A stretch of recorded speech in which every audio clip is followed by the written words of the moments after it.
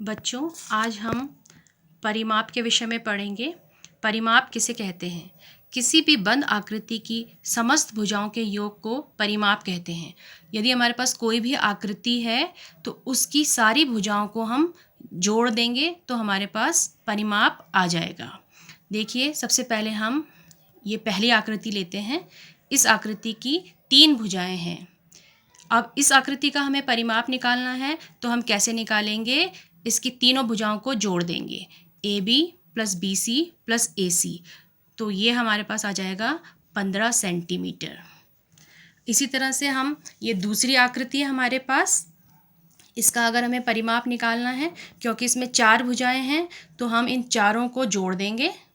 तो ये हमारे पास हो जाएगा इसका परिमाप A B plus B C plus C D plus A D.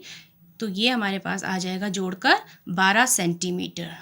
ये इस आकृति का परिमाप हम एक दूसरे तरह से भी निकाल सकते हैं, क्योंकि ये हमारे पास वर्ग है। देख रहे हो ना आप कि ये इसकी चारों भुजाएं जो हैं वो बराबर हैं, 3 सेंटीमीटर 3 सेंटीमीटर 3 सेंटीमीटर 3 सेंटीमीटर।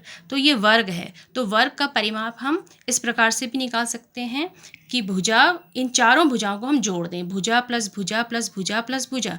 तो कितनी भुजाएं हो गई? 4 बार भुजा हो गई। तो ये हमारे पास 4 गुणा 3, ये भी हमारे पास उत्तर वही आएगा 12 सेंटीमीटर। तो ये इसका एक तरह से सूत्र बन गया है वर्ग के परिमाप ज्ञात करने के लिए, 4 गुणा भुजा। अब ये तीसरी आकृति हमारे पास है, इसका भी हमारे पास हमें परिमाप निकालना है। तो इसकी भी 4 भुजाएं हैं, तो इसको भी हम चारों को जोड़कर इसका परिमाप निकाल सकते हैं। P Q plus Q R plus R S plus P S, ये हम निकाल देंगे तो ये हमारे पास 14 सेंटीमीटर आ गया।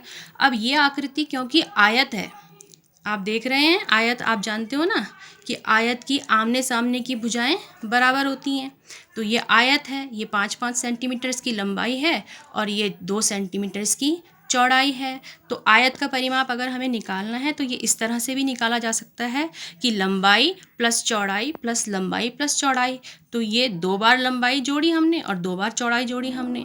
तो इस तरह से भी हम आयत का परिमाप निकाल सकते हैं, जो कि 14 सेंटीमीटर हमारे पास आ गया है। तो बच्चों, आशा करती हूँ आपको परिमाप के बारे में सब कुछ समझ में आ गया होगा और इससे संबंधित अन्य उदाहरण हम कल सीखेंगे। Okay, thank you.